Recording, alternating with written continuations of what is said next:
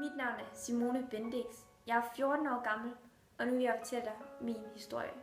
Jeg går i 8. klasse på Bellahøjskolen i København. Jeg har ingen venner, og jeg bliver mobbet hver eneste dag. Mine forældre ved intet om det, og de tror, jeg er en rigtig glad pige og har det så godt. Jeg har kun min søster, men hun ved heller ikke noget om det.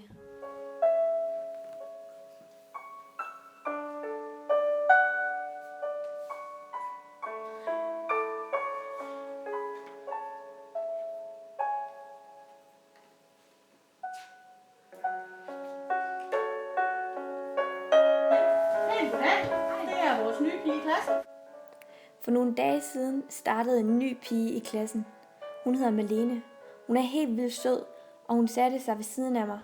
Vi snakkede sammen, og jeg tror måske, vi er begyndt at blive veninder.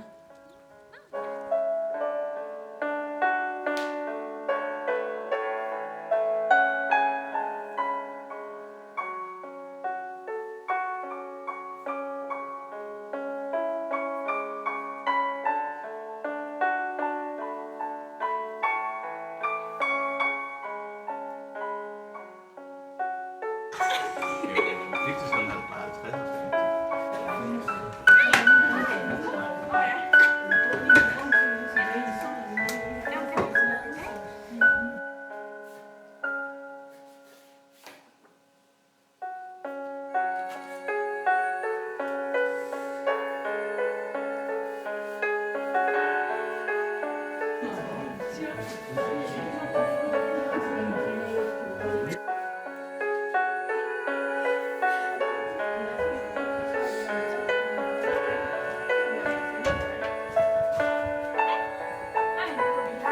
Er du egentlig gode venner med hende, Simone? Ja, jeg synes virkelig, hun er sød. Er du klar over de ting, hun har gjort? Nej, hun har voldtaget min kat. Og lagt nøgenbilleder af sig selv og andre? Og det, Ej, på de du sociale bliver, medier. og hvis du bliver gode venner med hende, så kan det også godt være, at hun gør det med dig. Det kan vi andre til, der har fået gjort. Du skal nok tænke dig lidt om.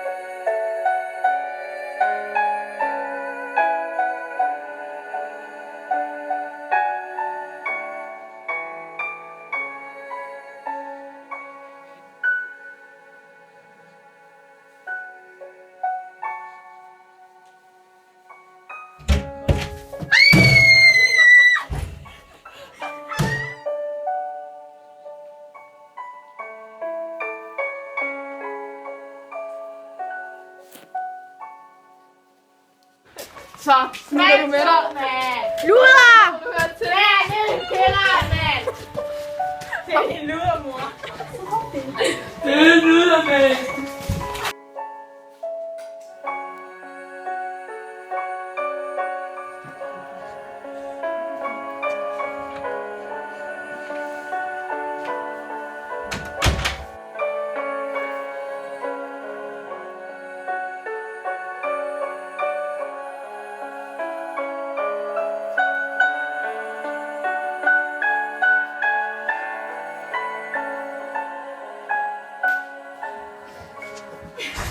Hvad laver du? Hvad fanden har du gang i?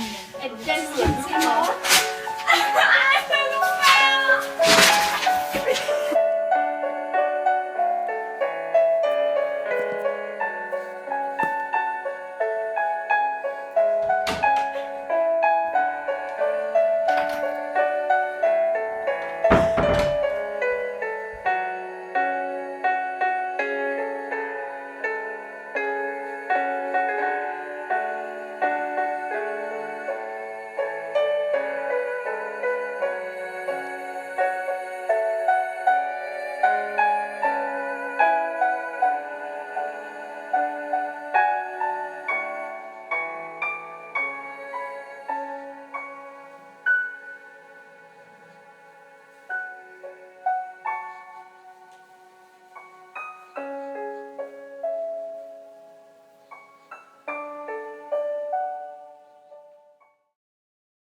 Sådan endte livet for den meget unge Simone.